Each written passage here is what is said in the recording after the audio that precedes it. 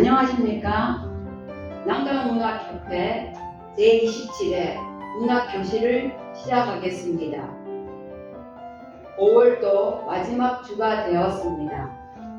가정의 달이라고 하여 너나 없이 바쁜 한 달이었습니다. 어린이날, 어버이날, 스승의 날에 석가탄신일까지 있었고요.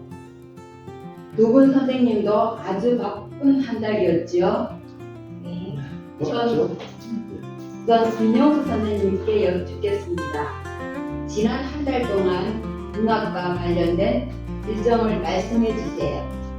네, 지난주에 양왕룡 선생님이 명예관장으로 계시는 남해 있는 유배문학관에서 양왕룡 교수님과 뜻깊은 시간을 가졌었고요. 이어서 지난 22일에는 부산의 우리 남강문학협회 부산 지부 회원들과 만나는 일정이 있었고요. 지난 23일에는 하동에 있는 스님 시인인 진관 스님을 만나서 진주 하동 지역의 문화, 특히 문학의 교류에 관한 실기를 했습니다.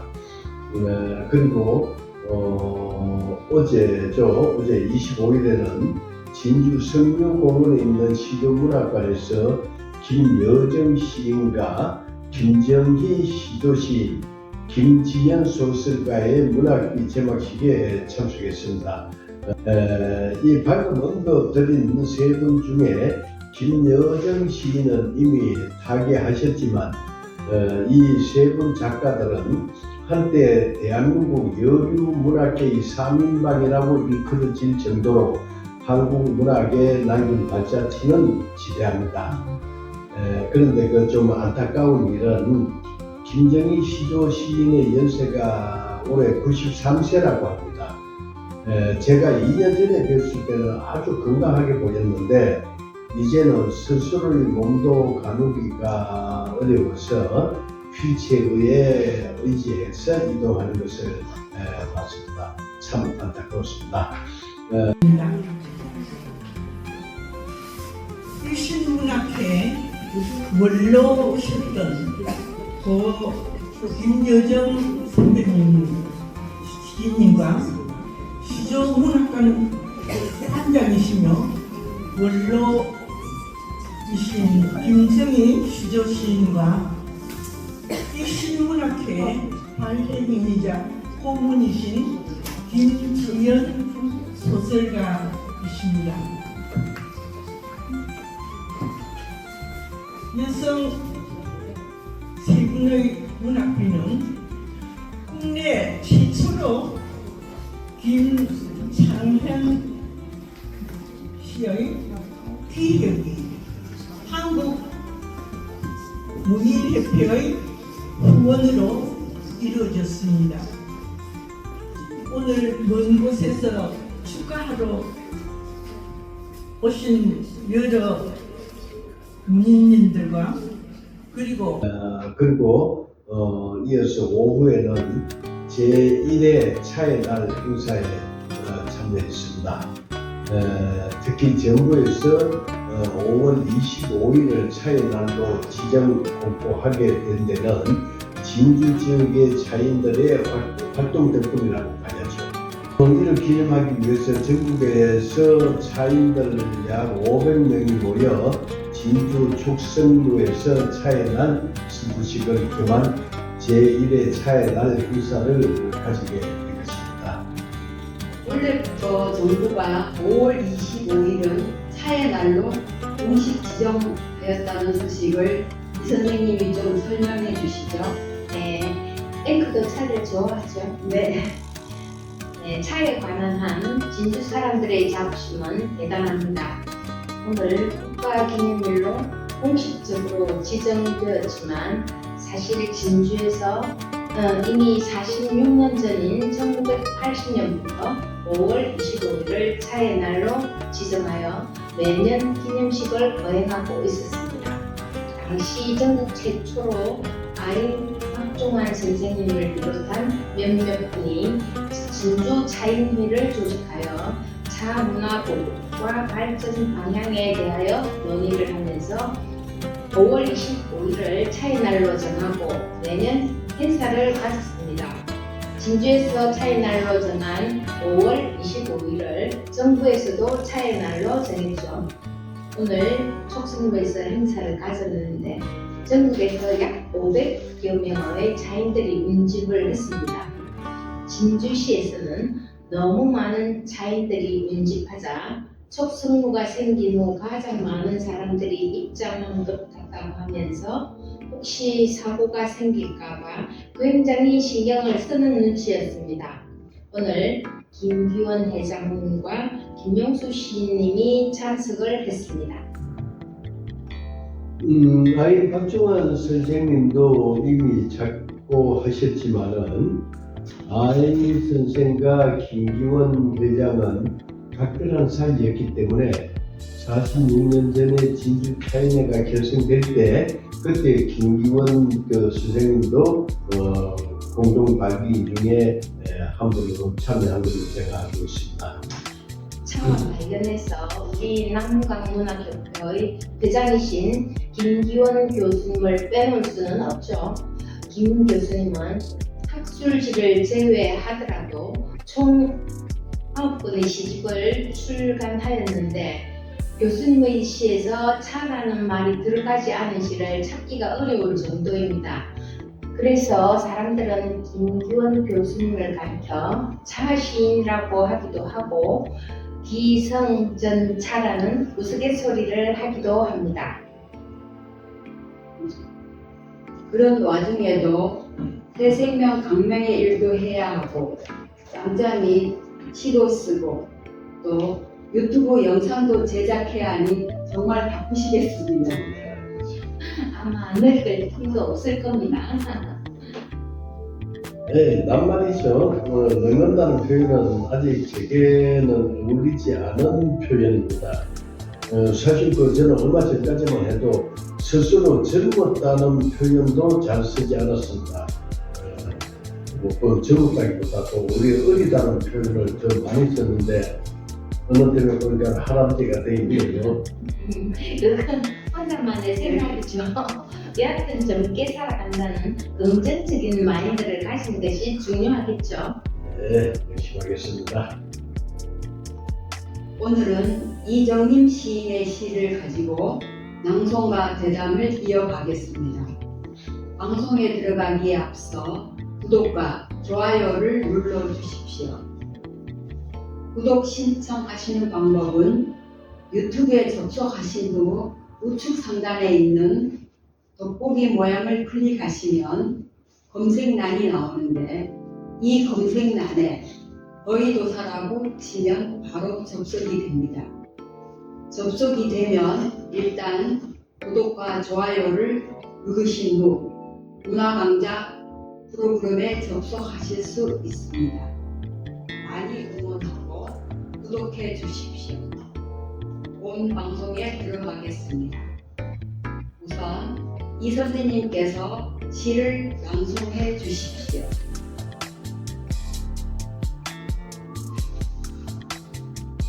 사랑하는 당신께 1. 언제부턴가 한결같은 기도로 문을 여는 아침. 천년이 하루 같고 하루가 천년 같은 기다림 가르쳐 주신 당신이 계신 하늘 바라봅니다. 갖가지 꽃들이 다투어 피며 향기 뽐낼 차례 기다리는 뜰악에서도 꼼지락거리며 흑등이 밀어올리는 여린 삭의 대견함 스민 상큼한 봄나물에서도 당신이 주신 선물임을 기억합니다. 손바닥만한 텃밭 가꿈에서 만석군 부럽지 않은 농부의 마음과 외려 작가 세세히 돌아볼 여유로움까지 주신 당신의 선물 잊지 않겠습니다.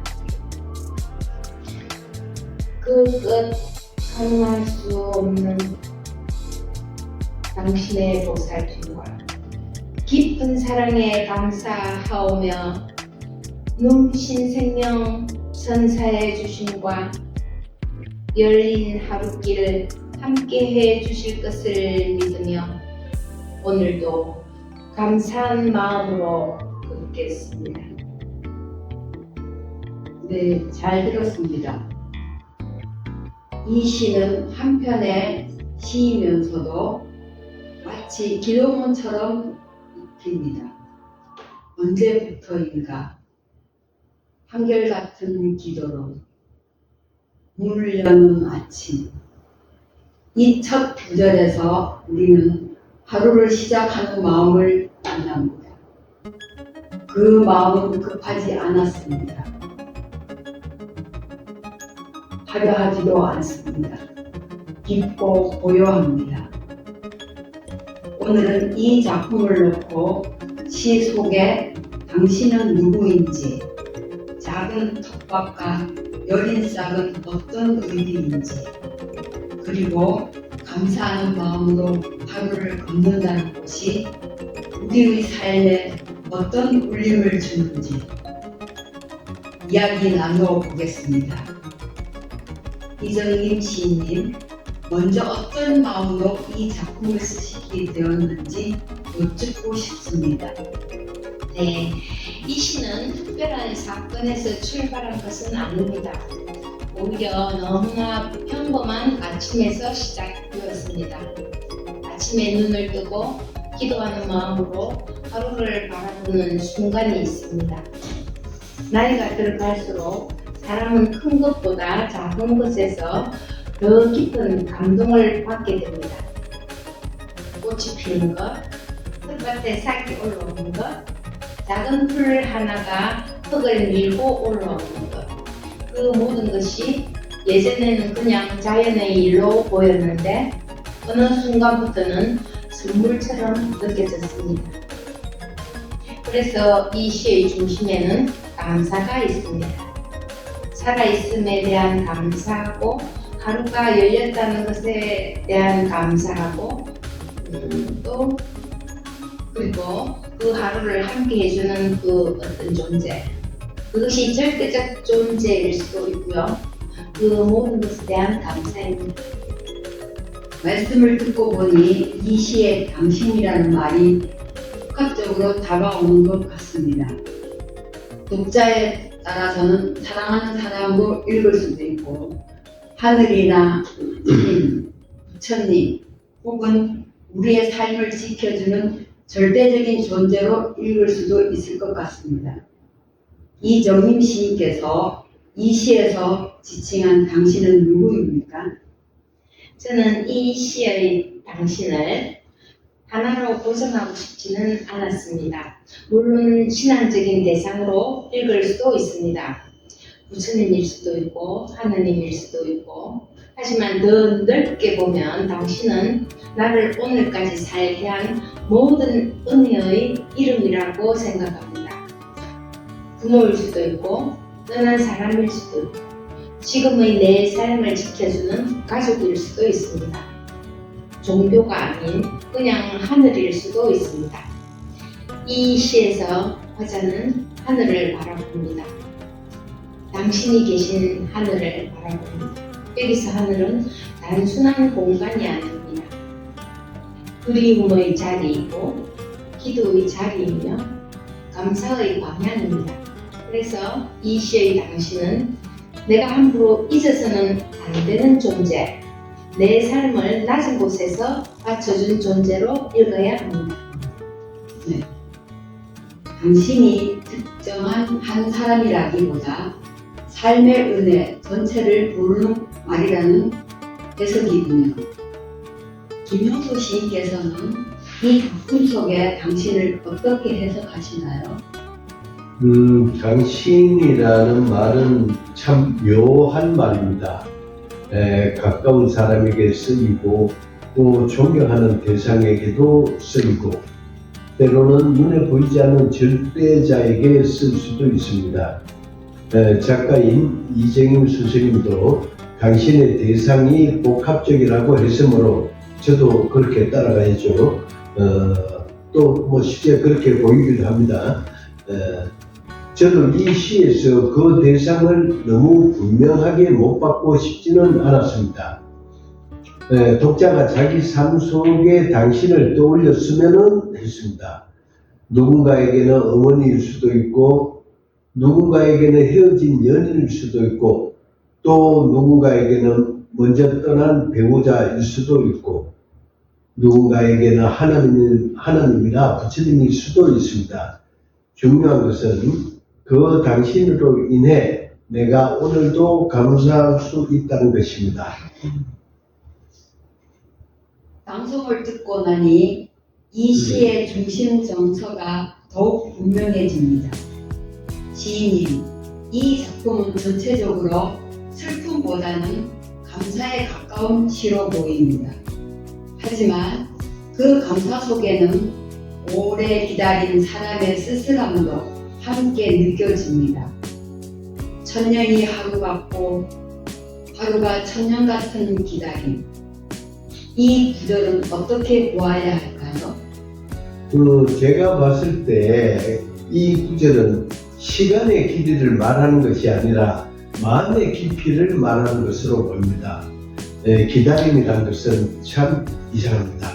물리적 시간, 짧은 시간도 마음이 간절하면 천년처럼 길고 아주 긴 세월도 사랑과 믿음 속에서는 하루처럼 느껴지기도 합니다. 이 시에서 화자는 그런 기다림을 배운 사람입니다.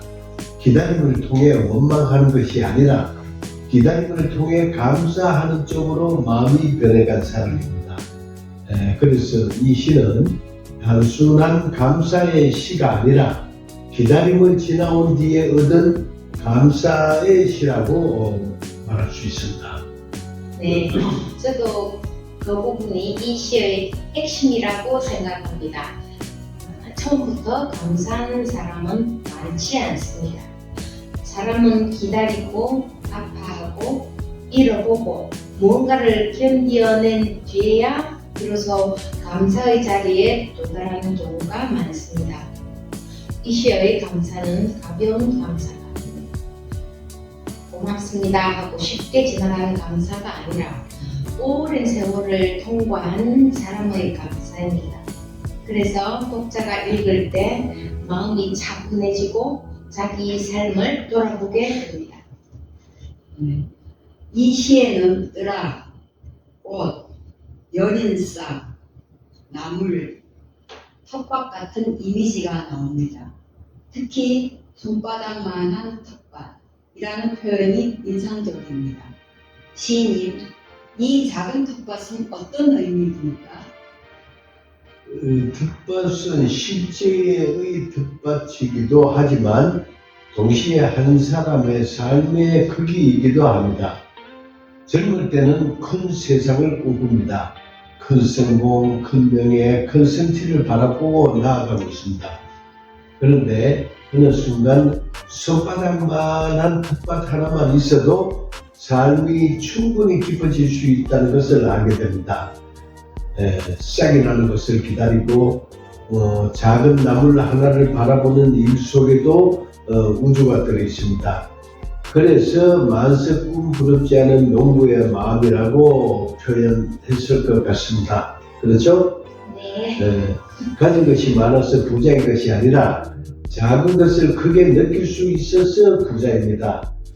참 이 부분 좋은 표현입니다. 네, 저는 이 대목이 참 좋았습니다. 오히려 작기에 세세히 돌아볼 수 있는 여유로움까지 주신 당신.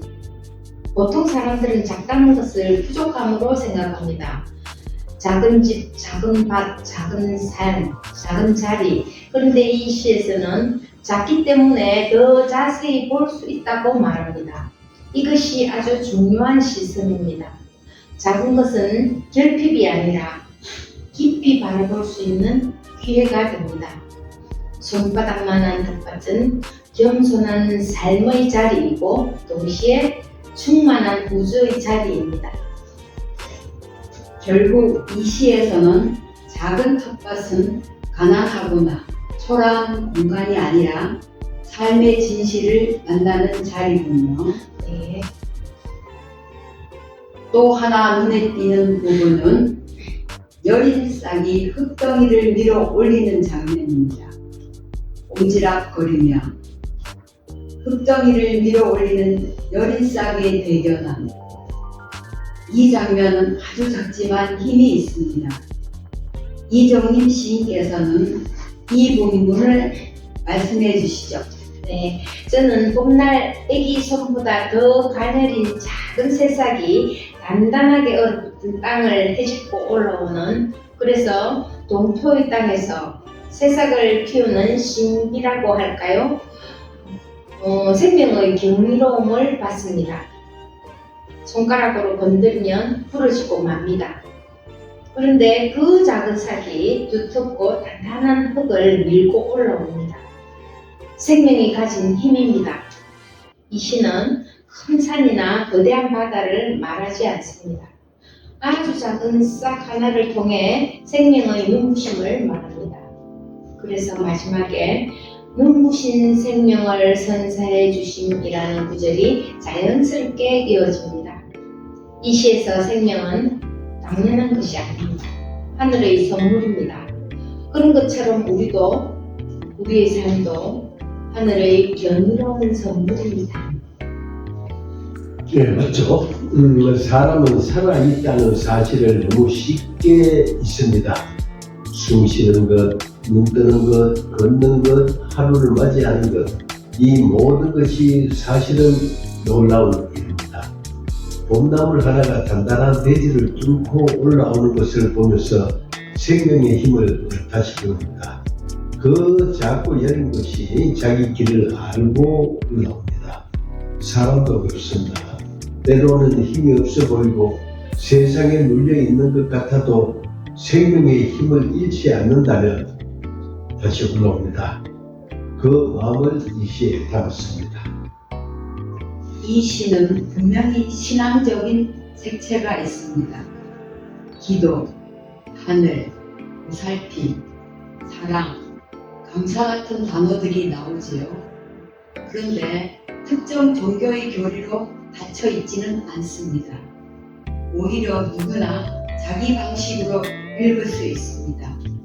시인님께서는 이 균형을 의식하셨습니까? 네, 어느 정도는 의식했습니다. 저는 시가 너무 설명적이거나 교훈적으로 닫히는 것을 경계합니다. 기도의 마음은 담되 독자가 자기 삶으로 가져갈 수 있는 여백을 남기고 싶었습니다. 불교적으로 읽는 분은 자비와 인연, 공덕의 마음으로 읽을 수 있을 것이고, 기독교적으로 읽는 분은 은총과 감사의 기도로 읽을 수 있을 것입니다. 또 종교가 없는 분이라도 자연과 생명에 대한 감사로 읽을 수 있겠지요. 저에게 중요한 것은 당신이라는 존재를 통해 내가 오만해지지 않고 겸손히 하루를 걷는 마음입니다. 저도 이 시의 장점이 바로 이 부분에 있다고 봅니다. 종교시는 자칫하면 특정한 신앙 고백으로만 읽힐 수 있습니다. 굉장히 위험하죠. 그런데 이 시는 신앙적인 온기를 가지고 있으면서도 문화적인 보편성을 잃지 않고 있습니다. 왜냐하면 구체적인 생활에 이미지가 들어있기 때문입니다. 떠라, 꽃, 싹, 나물, 텃밭, 이런 이미지들이 시를 땅 위에 붙들어 둡니다. 그래서 시가 허공으로 날아다니지를 않습니다. 기도는 하늘을 향하지만 시의 발은 흙 위에 있습니다. 그 점이 참 좋습니다. 제목이 사랑하는 당신께 이입니다. 끝에 숫자 1이 붙어 있습니다.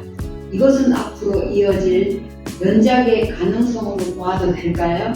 네, 그렇게 볼 수 있습니다. 사랑하는 당신께라는 말은 편지의 형식을 가지고 있습니다. 누군가에게 보내는 말이죠. 그런데 삶을 살다 보면 감사해야 할 순간이 한 번만 오는 것이 아닙니다. 아침에도 감사하고 저녁에도 감사하고 비 오는 날에도 감사하고 아픈 날에도 감사할 수 있습니다. 그래서 이 제목은 계속 써내려갈 수 있는 형식입니다. 1이라는 숫자는 첫 번째 고백이라는 뜻이기도 하고 앞으로도 다른 감사의 편지가 이어질 수 있다는 뜻이기도 합니다. 저는 이 제목이 참 다정하다고 느꼈습니다. 사랑하는 당신께라고 하면은 독자는 이미 편지를 받는 사람이 됩니다. 시를 읽는 순간에 마치 누군가가 나에게 조용히 말을 거는 것도 같습니다. 그런데 읽다가 보면은 그 편지를 받는 사람이 나이기도 하고 또 내가 누군가에게 보내야 할 편지 같기도 합니다. 그래서 이 시는 일반적인 고백이 아니라 독자의 마음속에서 다시 편지가 돼서 돌아오게 됩니다. 이제 작품의 문학적 특징을 정리해 보겠습니다. 제가 듣기로는 이 작품에는 3가지 특징이 있는 것 같습니다. 첫째, 기도문 같은 문체입니다. 둘째, 생활 속 자연 이미지입니다. 셋째, 감사와 겸손의 정서입니다. 김용수 시인님, 이 3가지 중 가장 중요하게 보시는 것은 무엇입니까? 저는 감사와 겸손이라고 생각합니다. 굳이 나누라면요, 기도문 같은 문체도 꽃과 텃밭의 이미지도 결국은 감사와 겸손으로 가기 위한 하나의 징검다리 역할을 하고 있습니다. 시의 마지막이 감사한 마음으로 이 하루를 걷겠습니다로 마칩니다. 여기에서 걷겠습니다가 중요하죠. 기도만 끝나고 끝나는 것이 아니라 그 기도의 마음으로 하루를 살아가겠다는 뜻입니다. 감사는 생각에 머물러서는 안 되죠. 걸음이 되어야 합니다. 삶의 태도가 되어야 합니다. 저는 자연 이미지가 중요하다고 봅니다. 왜냐하면 감사라는 말은 자칫 추상적일 수 있습니다. 그런데 이 시에서는 꽃, 싹, 나물, 텃밭이 나오기 때문에 감사가 눈에 보입니다. 독자는 추상적인 교훈을 듣는 것이 아니라 실제 장면을 봅니다. 흙을 밀고 올라오는 싹을 보고 손바닥만한 텃밭을 보고 꽃들이 차례를 기다리는 뜨락을 봅니다. 그 장면들이 있기 때문에 감사가 설득력을 얻습니다. 이 시를 읽는 시청자들에게 가장 전하고 싶은 메시지가 있다면 무엇일까요? 네, 하루를 너무 함부로 보내지 않았으면 합니다. 우리는 하루를 당연하게 생각합니다. 하지만 사실 오늘이라는 날은 누구에게나 다시 오지 않는 선물입니다. 작은 텃밭을 가꾸듯이 자기 하루를 가꾸면 좋겠습니다. 큰 일을 하지 않아도 됩니다. 작은 것을 소중히 보고 고마운 사람을 기억하고 살아있음에 감사하면 그 하루는 이미 귀한 하루입니다. 저는 시청자들이 자기 삶 속의 당신을 떠올리면서 만나보았으면 합니다. 나를 기다려준 사람, 나를 위해 기도해준 사람, 또 내가 잊고 지냈던 은혜의 존재들, 그런 당신을 한번 떠올리는 것만으로도 마음이 조금 부드러워질 수 있을 것입니다. 그리고 가능하다면 오늘 하루 누군가에게 감사하다는 말을 전해주셨으면 좋겠습니다. 오늘 이야기를 나누다 보니 이 시는 단순히 좋은 아침을 노래한 시가 아니라 삶을 바라보는 태도를 담는 시라는 생각이 듭니다. 기도로 하루를 열고 작은 텃밭에서 우주를 보고 여린 싹에서 생명의 힘을 보고 마지막에는 감사한 마음으로 하루를 걷겠다고 다짐합니다. 김용수 시인이 마지막으로 이 작품을 한 문장으로 정리하신다면 어떻게 말씀하시겠습니까? 굉장히 어렵네요. 이 시 속에는 너무 많은 어떤 그 이미지가 들어있거든요. 그래서 한마디로 하라면 참 힘든데, 이 시는 선물로 받은 하루를 감사로 살아가겠다 하는 고백이 아닌가, 그렇게 정의하고 싶습니다. 네. 이정임 시인은 어떻게 정리하시겠습니까? 네, 저는 이렇게 말하고 싶습니다. 작은 생명 앞에서 다시 겸손해지는 아침의 기도입니다. 오늘 함께한 작품은 이정임 시인의 사랑하는 당신께 1이었습니다. 이 시는 우리에게 묻습니다. 나는 오늘을 선물로 받고 있는가? 나는 작은 생명을 눈여겨보고 있는가? 나는 내 삶에 당신을 기억하고 있는가? 화려한 말보다 고요한 감사가 더 깊은 울림을 줄 때가 있습니다. 오늘 하루 우리도 시인의 마지막 구절처럼 감사한 마음으로 걸어가면 좋겠습니다.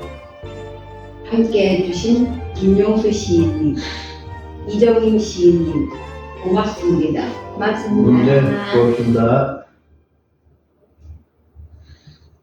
시청해주신 여러분께도 감사드립니다. 다음 시간에 또 한편의 깊은 울림을 주는 시와 함께 찾아뵙겠습니다. 나가시기 전에 구독과 좋아요를 눌러 저희에게 힘을 보태주시기 바랍니다. 고맙습니다. 네, 고맙습니다.